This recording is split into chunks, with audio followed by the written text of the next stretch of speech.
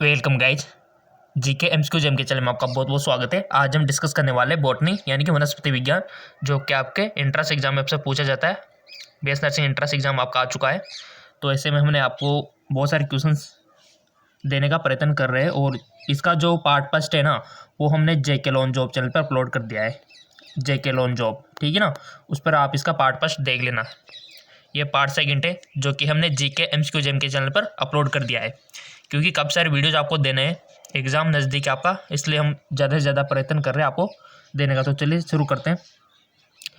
एक बीजपत्री पौधों में रोपण संभव नहीं होता है क्योंकि the grafting in monocot plant are not possible because एक बीजपत्री पौधे सामान्यतः कलम बांधने के लिए अति पतले होते हैं, वे गौण वृद्धि नहीं दिखाते हैं, इनमें कैम्बियम नहीं होता है, वाहिका बंडल प्रकीर्णन होते हैं। चार ऑप्शन आपके सामने हाजिर है, आपको वन ऑप्शन सिलेक्ट कर लेना है।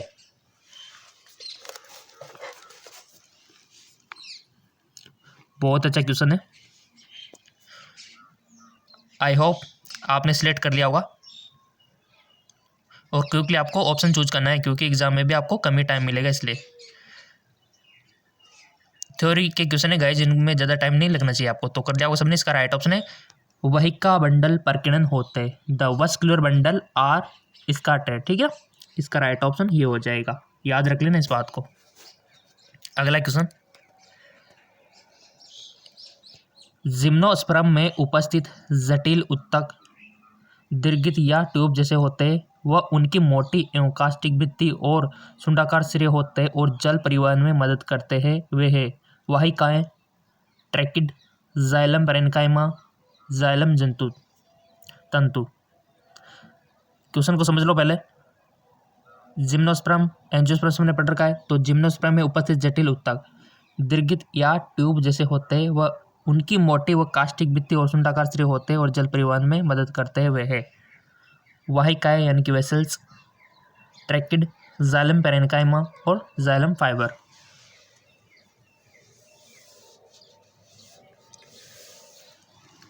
सो इसका राइट ऑप्शन आ जाएगा आपका ट्रैकिड। नेक्स्ट,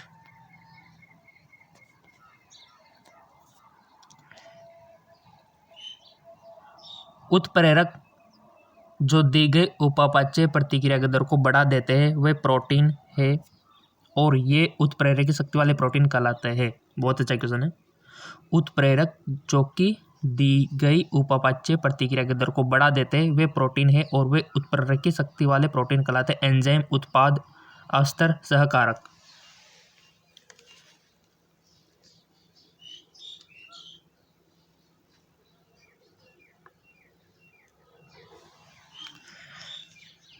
सो इसका राइट ऑप्शन हो जाएगा आपका एंजाइम।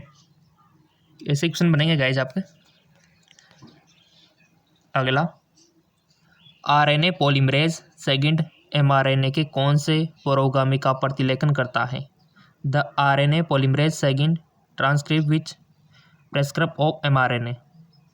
ऑप्शन है टीआरएनए, 5' आरएनए, एचएनआरएनए या फिर एसएनआरएनए।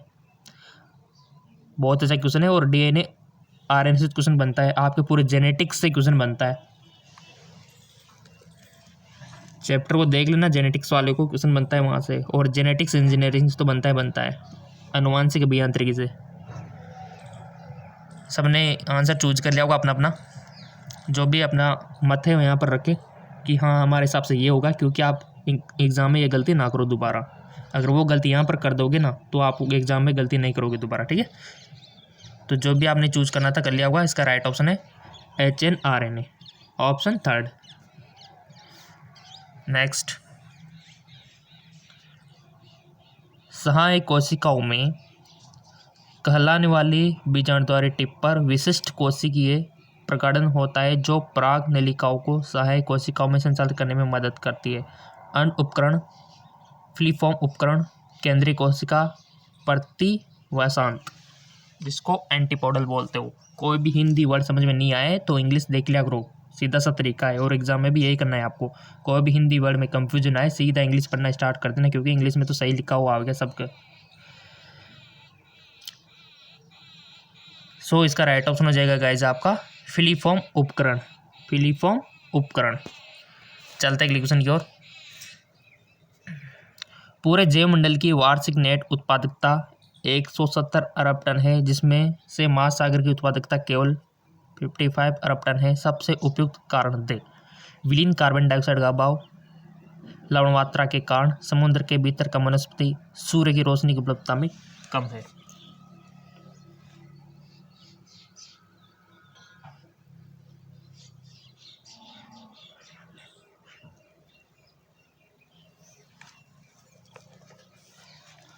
सो इसका राइट ऑप्शन हो जाएगा गाइज आपका सूर्य की रोशनी उपलब्धता कम। ठीक है, सूर्य की रोशनी की उपलब्धता कम।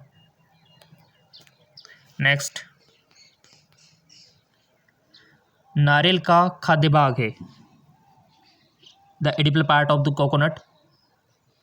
ऑप्शन के सीड्स यानी कि बीज, कोटलेडोन बीज पत्तर, एंडोस्पर्म भ्रूणपोष, न्यूक्लियस बीजांडकाय।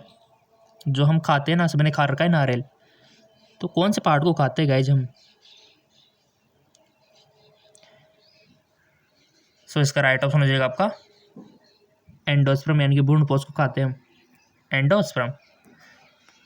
ये क्वेश्चन 2018 में बना था, चांसेज है। काफ़ी सारे क्वेश्चन बनते हैं जो हम आपको बताते हैं। सूक्ष्म प्रवर्धन द्वारा उत्पादित अनुवांशिक रूप से समरूप जो हजारों पौधे कहलाते हैं। The thousand of genetically identical plant produce by micro are the called, यानी कि कर्तोतक, काइक्लोन, कायिक संकरण, कायिक संकर। इसका राइट ऑप्शन हो जाएगा काइक्लोन। अगला क्वेश्चन, दो यौगिकों की संलग्नता को उत्प्रेरित कर रहा एंजाइम, उदाहरण के लिए वह एंजाइम है जो COCS और CN आबंधों के जुड़ने को उत्प्रेरित करता है, कहलाता है हाइड्रोजेनेसिस, हाइड्रोलाइसिस, लाइसिस या फिर लाइगेज। बहुत अच्छा क्वेश्चन है।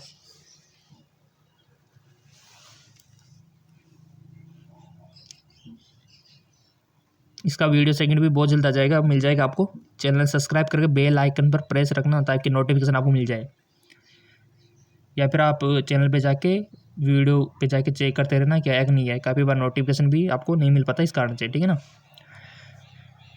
सो बता दिया होगा अब इसका आंसर आपने। इसका राइट ऑप्शन है लाइगेज। अगला,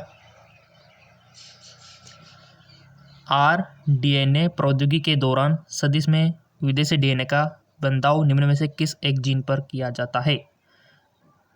रिकॉग्नाइजेशन साइट यानी कि अभिज्ञान स्थल, रॉफ, एंटीबायोटिक प्रतिरोध या फिर ओरी।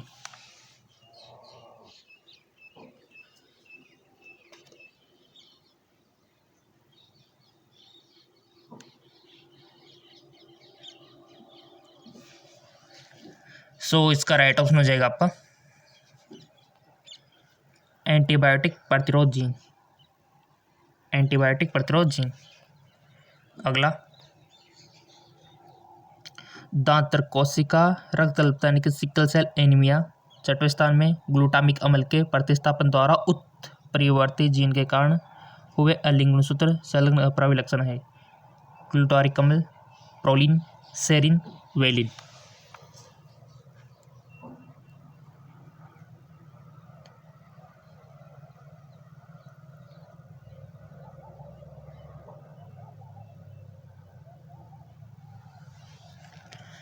इसका राइट ऑप्शन हो जाएगा आपका वेलिन।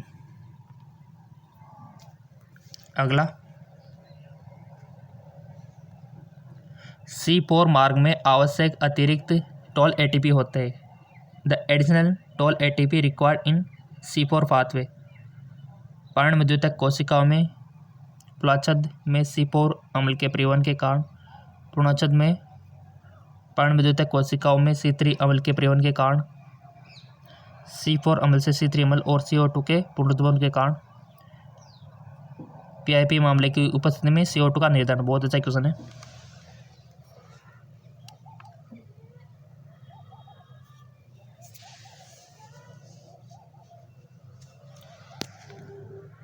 इसका राइट ऑप्शन हो जाएगा आपका C4 अम्ल से C3 अम्ल और CO2 के पुनरुत्पादन के कारण।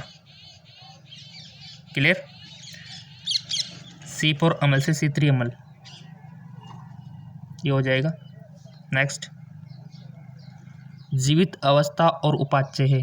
The living state and metabolic,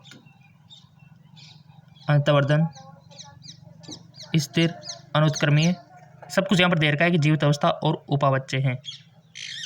the living state and metabolism,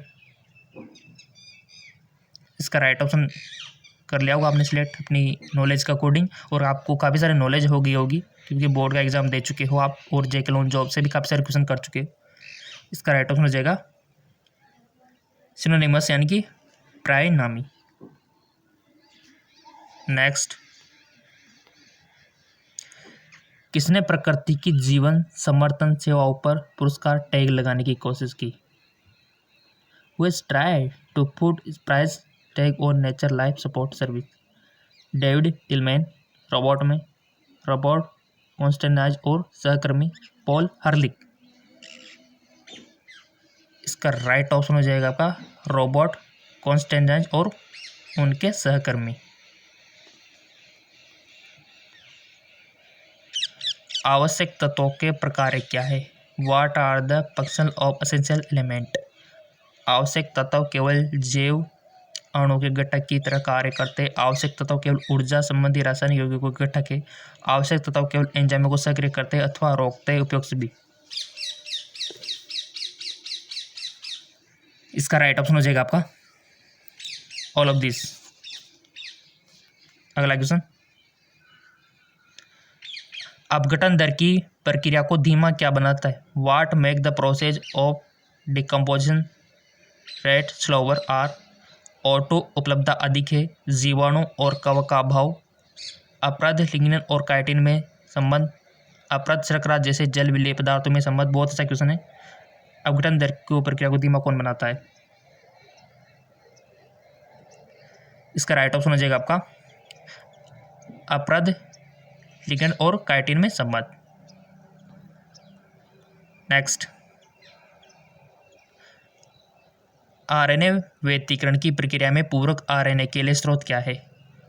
what is the source for the complementary RNA in the process of RNA interference? उपयोग सभी, केवल ट्रांसपोजन, केवल गतिशील अनुवांशिक तत्व, केवल आरएनए जीनोम युक्त वायरस द्वारा संक्रमण।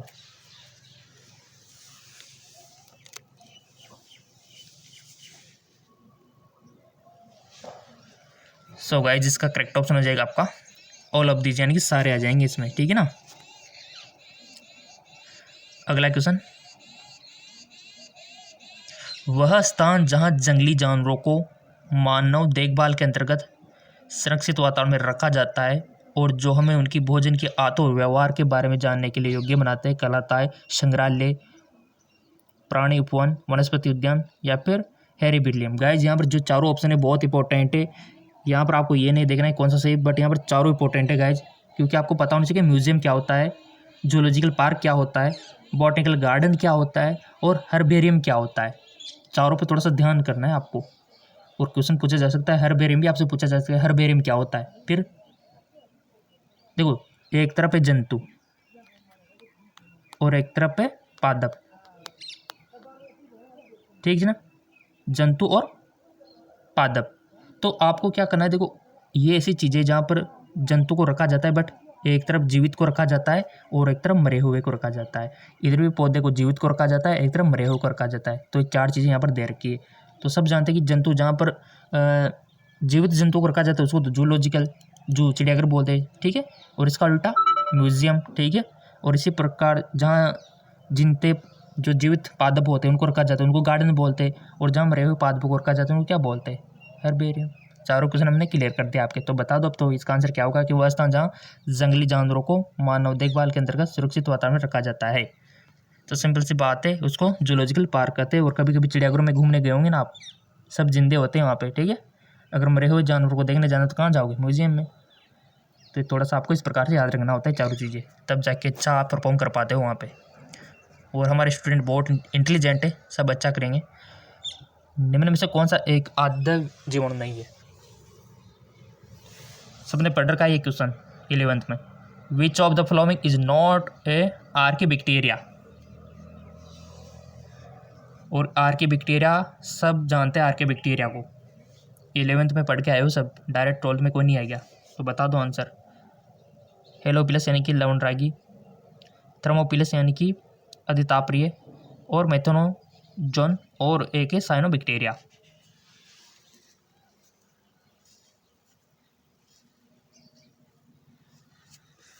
सो इसका राइट ऑप्शन हो जाएगा आपका साइनोबैक्टीरिया।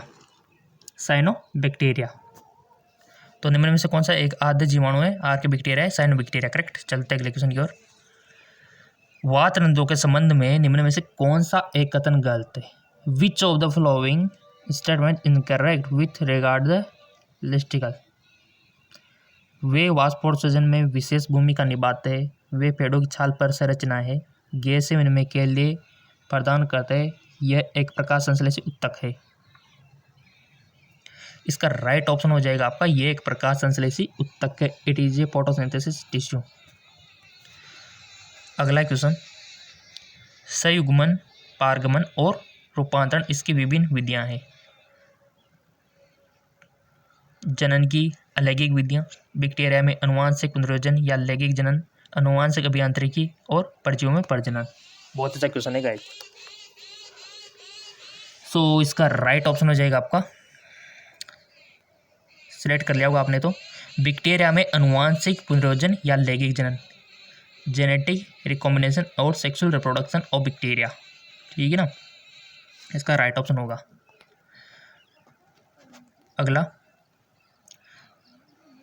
जन स्वास्थ्य में सुधार करने हेतु ऐसी ब्रीडिंग फसलें उत्पादित करना जिसमें विटामिन, खनिज और उच्च प्रोटीन और स्वस्थ वसा उच्च स्तर पर मौजूद हो कहलाती है जैव किलाबंदी, जैव पोषण, जैव आवर्धन और सूक्ष्म प्रवर्धन। इंग्लिश में भी देख सकते हो आप, बायोफोर्टिफिकेशन, बायोन्यूट्रिशन, बायोमैग्निफिकेशन, माइक्रो प्रोपगेशन।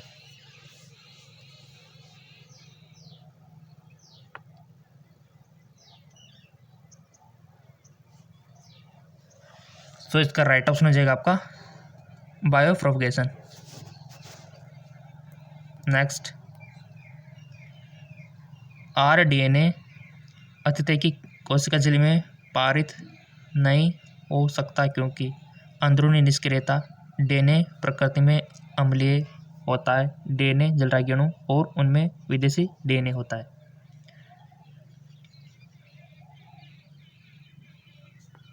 और हमने आपसे बोल रखा है कि फेसबुक इंस्टाग्राम पे तो फॉलो रखना, ताकि कोई भी अपडेट आए हम आप पोस्ट के थ्रू बता दें। आरडीएनए अतिथि की कोशिका झिल्ली से पारित नहीं हो सकता क्योंकि, तो इसका राइट ऑप्शन हो जाएगा डीएनए जलरागी अणु। डीएनए जलरागी अणु।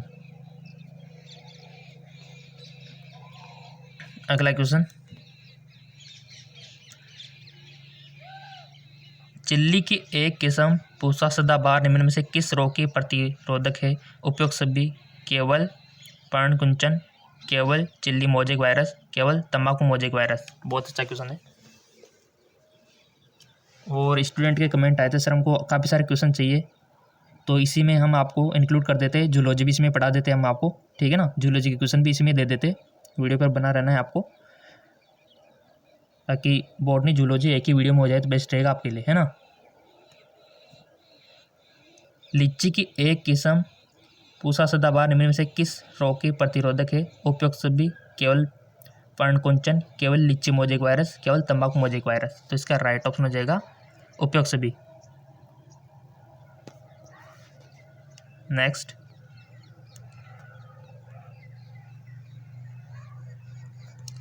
यदि दो क्रमागत सार्क युग्मों के बीच की दूरी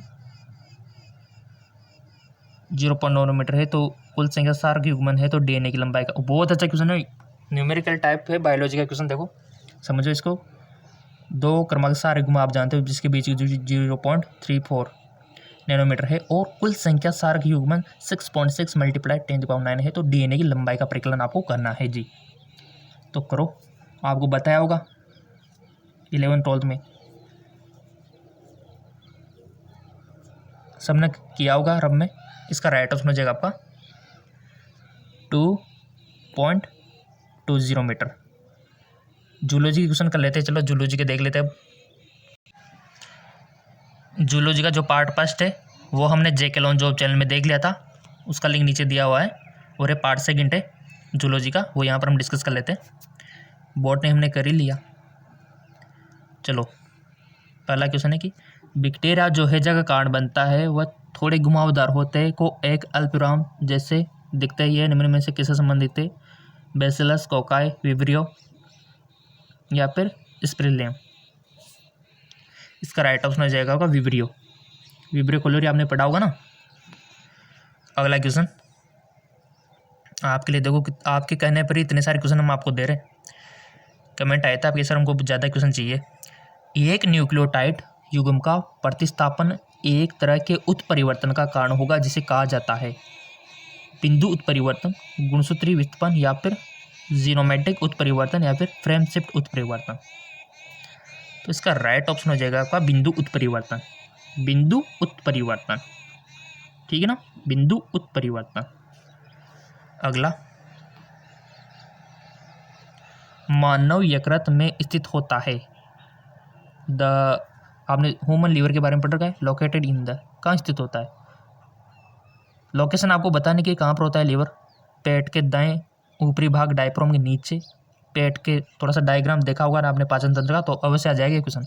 पेट के दाएं ऊपरी भाग डायफ्राम के नीचे या फिर पेट के बाएं ऊपरी भाग डायफ्राम के नीचे। तो आपने थोड़ा सा देखा होगा बचपन में, आपने थोड़ा सा ये पढ़ा होगा कि जैसे मान लो यहाँ से आपका मुंह है, ये आहार नाल है, ठीक है, ये आहार नाल है और यहाँ पर आपका स्टोमक है, ये स्टोमक के इसके बाद डेडिनोजुजिनम आ जाएगा। और यहाँ पर क्या होता है आपकी पैनक्रियाज होती है, ठीक है, और यहाँ पर आपका लीवर होता है, यहाँ पे इस प्रकार का लीवर होता है, यहाँ इस साइड में होता है। ये तो श्योर है कि दाएं ओर होता है, बट अब ऊपर होता है कि नीचे होता है, यहाँ पर लोकेशन आपको देख के बताने। पेट के दाएं ऊपरी भाग डायफ्राम के ठीक नीचे, पेट के दाएं ऊपरी भाग डायफ्राम के ठीक नीचे, पेट के बाएं ऊपरी भाग डायफ्राम के ठीक नीचे, पर पेट के बाएं ओर। तो बहुत अच्छा क्वेश्चन है गाइस। सबसे पहले तो क्लियर करना है कि लीवर दाएं होता है कि बाएं होता है, ठीक है, वो क्लियर हो जाएगा। उसके बाद आपको कंफर्म करना है कि डायफ्राम के ठीक नीचे होता है या ठीक ऊपर होता है, जिसमें आपका काम बन गया। देखो ऐसे क्वेश्चन एग्जामिनर ने कितना दिमाग लगाया है, तो सोच लिया होगा आपने। इसका राइट ऑप्शन होगा गाइज, ईमानदारी से सोचो, ईमानदारी। देखो बहुत अच्छा क्वेश्चन है, इंटरेस्टिंग है। तो इसका राइट ऑप्शन है कि पेट के दाएं ऊपरी भाग में डायफ्राम के ठीक नीचे होता है। बिल्कुल सही बात है, दाएं तो होता है, तो क्लियर है आपका, और डायफ्राम के नीचे होता है, क्योंकि डायफ्राम पता है ना आपको क्या करता है, फेफड़ों को और पाचन तंत्र को अलग अलग करता है, ठीक है। तो नीचे आ गया तो लीवर, तो सिंपल सी बात है। चलते अगले क्वेश्चन की ओर। लाइक आते रहेंगे तो देखो हम तो वीडियो बनाते रहेंगे आपके लिए। लाइक चाहिए, लाइक से हमको मोटिवेशन मिलता है। शहद मधुमक्खियों में पुष्प मधुमक्खी अनिषेक जन्य रूप में उत्पन्न होती है, इसका अर्थ क्या है? मधुमक्खी के बारे में बायोलॉजी में पढ़ा हुआ है आपने। अंडे बिना निषेचन के विकसित होते हैं, युग्मनज अर्धसूत्री विभाजन से गुजरते हैं। पुरुष मधुमक्खियों में केवल आंशिक विकास होता है, पुरुष मधुमक्खियों में निषेचन अंडे विकसित होते हैं। तो इसका राइट ऑप्शन हो जाएगा आपका कि अंडे बिना निषेचन के विकसित होते हैं, ठीक है। मैं एक बच्चे से मिला जो मानसिक मंदता के साथ छोटे कद का है, उसका मुंह आंशिक रूप से खुला हुआ और जीभ चिकनदार है, उसकी हथेली छोटी, ये किस तरह का विकार है? सो गाइज आपने पढ़ा होगा Down syndrome, Turner syndrome, Klinefelter syndrome और कायमोटो विकार सिंड्रोम डिसऑर्डर। तो आपको ये भी पता होगा कि इनके लक्षण क्या होते हैं। बस ये जानना चाहता है एग्जामिनर, ये नॉलेज आपकी चेक करना चाहता है कि आपको इन रोग के लक्षण पता है कि नहीं है। तो पता है तो बताओ ये किनके लक्षण है, जिसमें क्या होता है? जो बच्चा होता है मंदबुद्धि वाला होता है, छोटे कद का होता है, उसका मुंह खुला रहता है, जीभ भी दीपालिक होती है और हथेलियाँ चौड़ी सी होती है। पढ़ा हुआ है आपने बायोलॉजी में, याद करो किसके लक्षण है ये। जी बिल्कुल सही सुना होगा आपने, सही चूज किया होगा आई होप। यह है डाउन सिंड्रोम के पेशेंट, डाउन सिंड्रोम में जो पेशेंट होते हैं उनके लक्षण है ये। चलते हैं अगले क्वेश्चन की ओर। पूर्ण सहलगनता प्रचित होती है, यहाँ से तो क्वेश्चन बनता है।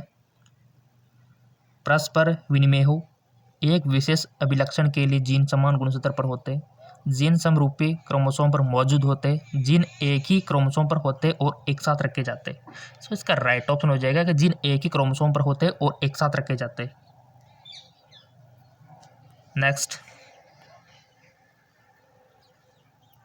रक्तदान के दौरान एक बड़ी सिरा से रक्त एकत्रित किया जाता है, इसका संभावित कारण क्या हो सकता है? सिरा रक्त ऑक्सीजन मुक्त होता है, यह नर्स के लिए आसानी होता है, चिकित्सक द्वारा धमनी रक्त की कमी को विशेष रूप से महसूस किया जा सकता है, सिरा में दबाव कम होता है जिनसे रक्त निस्संद होने की संभावना कम होती है। सबने पढ़ रखा है धमनी सिरा। तो सिराएं क्या होती है, हमारे शरीर में बाहर की ओर होती है और धमनी अंदर की ओर होती है काफ़ी सारी, क्योंकि धमनी में क्या होता है, ब्लड का प्रेशर ज़्यादा होता है ना, तो उनको अंदर ही रहना है, क्योंकि कट लग जाए तो पिचकारियाँ निकल जाए, ठीक है, ब्लड की। हाँ, हथेली में जरूर ऊपर से होती है, तभी तो बहुत सारे कट लगा लेते हैं, जो कि गलत बात है। तो यहाँ पर रक्तदान के दौरान एक बड़ी सिरा से रक्त एकत्रित किया जाता है, इसका संभावित कारण क्या है? तो इसका राइट ऑप्शन हो जाएगा कि सिरा में दबाव कम होता है, जिससे रक्त निस्पंद होने की संभावना कम होती है। अगला क्वेश्चन, छोटी आंत का सबसे लंबा हिस्सा कौन सा है? Which of the longest part of small intestine.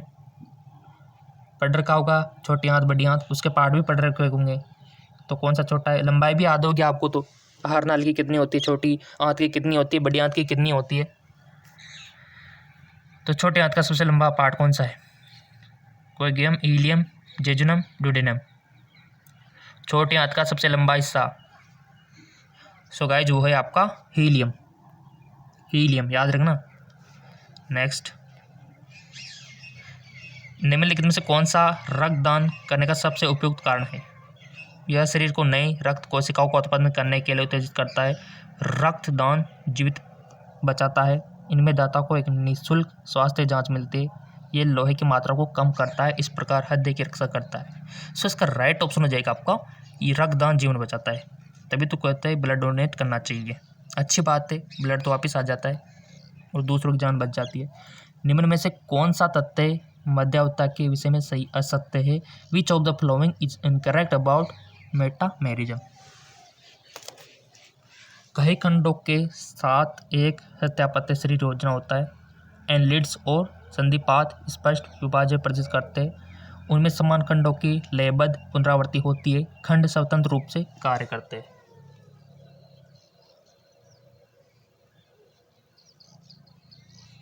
इसका राइट ऑप्शन हो जाएगा आपका, खंड स्वतंत्र रूप से कार्य करते हैं, ठीक है, खंड स्वतंत्र रूप से कार्य करते हैं। नेक्स्ट, निम्नलिखित में से कौन सा उम्र बढ़ने का संकेत नहीं है? Which of the following not a sign of ageing.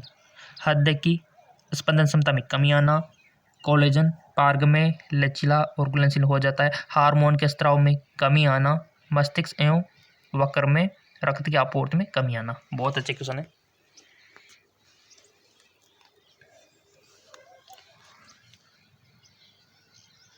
इसका राइट ऑप्शन है कोलेजन पार्ग में लचीला एवं घुलनशील हो जाता है, ठीक है, कोलेजन पार्ग में लचीला और घुलनशील हो जाता है। नेक्स्ट, निम्नलिखित में से कौन सा एक बाह्य चर्म व्युत्पन्न नहीं है? पेशी तंत्र, बाल एवं नाखून, बाह्य त्वचा एवं अधिचर्मी ग्रंथियां या फिर तंत्रिका। कौन सा एक बाह्य चर्म? विच of the following not A ectodermal derivative. तो राइट ऑप्शन हो जाएगा आपका मस्कुलर सिस्टम। ये क्या नहीं है? एंडोडर्मल डेरिवेटिव नहीं है। निम्नलिखित में से कौन जीवाणु का एक कोश का द्रव्य अंतर्वेशी? गोल्जिका, माइटोकॉन्ड्रिया या फिर मेसोसोम और अंतःप्रद्रव्य जालिका।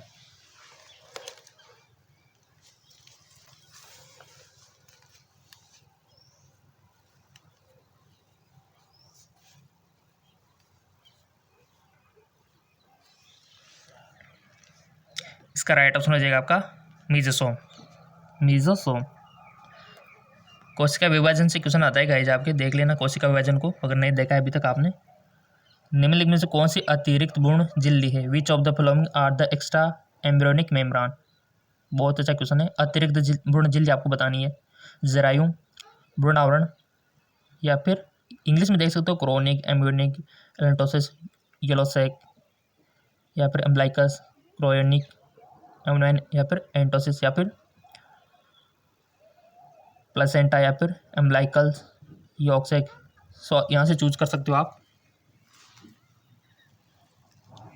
बहुत सारा तो कर भी लिया होगा, जो रिप्रोडक्शन सिस्टम के फैन है उन्होंने तो कर लिया होगा, आ गया होगा उनको। तो इसका राइट ऑप्शन है, इसमें पहले जरायु आएगा, फिर भ्रूण आवरण, और फिर अप्रासुज, और येलो सिक लास्ट में आएगा। ठीक है ना, येलो सिक लास्ट में आएगा इसमें, जरायु, भ्रूण, और यानी कि इसका तो पहला वाला ही सही है। नेक्स्ट क्वेश्चन, क्रम पूछा जा सकता है आपसे भी, जैसे कि स्पर्म जो निकलते हैं उसका रास्ता कौन कौन सा होता है। आपको याद रखना है कि टेस्टिस से फिर शुक्रवाहिनी में आता है, वहाँ से डिफरेंशिया, वहाँ से प्रेंशिया, सब आपको शुक्राशय तक जाता है, वो मार्क पूछा जाता है आपसे। तनाव में आपातकाल की शुक्राणु के जो विकास होता है उसका क्रम पूछा जा सकता है आपसे। अंडाणु के विकास का क्रम पूछा जा सकता है। इन क्रम को याद रखना स्टेप बाय स्टेप। तनाव में आपातकाल के दौरान तंत्रिका तंत्र का कौन सा भाग सक्रिय है। सहानुकंपी, मेरुदंड, अनुकंपी, मस्तिष्क। इसका राइट ऑप्शन हो जाएगा आपका अनुकंपी। नेक्स्ट, इनमें से किसकी शारीरिक योजना एक अंडकोश या पेंटसेक जैसी होती है। मछली, हाइड्रा, मनुष्य, स्पंज। तो राइट ऑप्शन हो जाएगा हाइड्रा।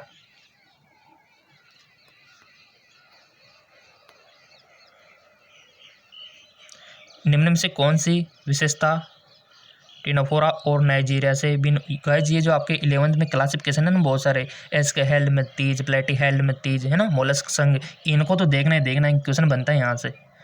निम्न में से कौन सी विशेषता टिनोफोरा और नाइजीरिया से भिन्न बनाती है। और ये पादप का वर्गीकरण, जंतु का वर्गीकरण 11th में चैप्टर है आपके, वहाँ से क्वेश्चन बनेंगे। डिप्लोप्लास्टिक बॉडी, रेशम मिट्टी, ट्रांसकोरक, उत्सर्जन, श्वसन, प्रेषण। क्वेश्चन देख लो और ऑप्शन भी देख लो, सिलेक्ट कर लो। फिर ये मान के चलो कि आप ईमानदार से एग्ज़ाम दे रहे हो और क्वेश्चन की संख्या हमने बढ़ा दी। देखो पहले 25 क्वेश्चन डिस्कस करते हैं, इसमें 50 क्वेश्चन डिस्कस करा दिया आपको। और भी चाहिए तो बोल देना। सो इसका राइट ऑप्शन हो जाएगा दंश कोरक कोक की अनुपस्थिति। अगला, कौन सा एक परजीवी अनिवार्य सौप्रीता का एक उदाहरण है। ट्राइकोनिम्पा, प्लाज्मोडियम, एंटमीबा, ट्रिपेनोसोमा। तो राइट ऑप्शन हो जाएगा आपका ट्राइनोकोम्पी। ठीक है, इसका राइट ऑप्शन हो जाएगा ट्राइनो, पहला वाला। अगला क्वेश्चन, यदि एक जीव के गुणसूत्र पूरक 2n-2 है तो उस प्रकार के एन्यूक्लियोटाइड का नाम बताएं जिसमें यह प्रदर्शन करता है। मोनोसोमी, टेट्रासोमी, निलसोमी या फिर ट्राइसोमी। तो राइट ऑप्शन इज निलसोमी। नेक्स्ट, यदि मूल अनुक्रम में प्यूरिन से पैराडीन तक परिवर्तन हो तो यह एक प्रकार का है। इन्वर्सन, ट्रांसवर्सन, ट्रांसिजनल या फिर डिलीजन। सो गाइस जो है आपका ट्रांसवर्सन। क्या है? ट्रांसवर्सन। अगला क्वेश्चन, श्वसन केंद्र नियमन के सांद्रण के प्रति अत्यधिक संवेदनशील है।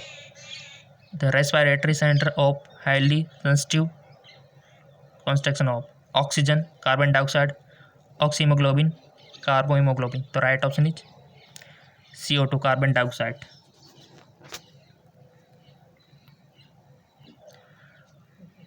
आसन वक्र पिरामिड के मध्य में वलकुटी उत्तर का द्रव्यमान होता है। विफल, विट्टक, ब्रेटिनिका स्तंभ या फिर संपुटिका। तो राइट ऑप्शन इज ब्रेटिनिका स्तंभ। पढ़ रखा है आपने, किडनीज पढ़ रखी ना, उत्सर्जन तंत्र, वहाँ से पूछा गया क्वेश्चन है। और उत्सर्जन तंत्र हो गया आपका respiratory system, reproduction system, cardiovascular system, circular system. Question बनता है पोषण नाल की दीवार ग्रीष्का से मलाशय तक परतों से निर्मित होती है। 3, 2, 4, 6 लेयर की संख्या आपको बतानी है। The wall of alimentary canal from oesophagus to rectum consist of the layer. कितने लेयर होते हैं गाइस? इसका राइट ऑप्शन हो जाएगा 4 लेयर। लेयरों की संख्या आपसे पूछी गई है और लेयर का नाम भी आपको पता होना चाहिए। देखो, वितरण समसूत्री विभाजन से भिन्न होता है क्योंकि cleavage is difference from the mycotic division in that नाभिक में सम्मिलित नहीं है, कोई तर्कुगठन नहीं होता है, कोई कोशिका द्रव्य विभाजन नहीं होता है, वितरण मूल द्रव्यमान के आकार को परिवर्तन नहीं करता है। तो राइट ऑप्शन इज वितरण मूल द्रव्यमान के आकार को परिवर्तन नहीं करता है। ठीक है ना। नेक्स्ट, इंटरफेरोन क्या है? What are interferon? वायरस प्रेरित प्रोटीन, वायरस संक्रमित कोशिका, या फिर वे फेरोमोन है, वे बैक्टीरिया स्राव है, वे हार्मोन है। इंटरफेरोन क्या है गाइज? ईमानदार से बताओ। सो गाइज वे है आपका वायरस प्रेरित प्रोटीन, वायरस संक्रमित कोशिकाओं द्वारा उत्पादित होते हैं। ये वह पहला वाला इसका ऑप्शन सही हो जाएगा। और हमने आपको बोल रखा है कि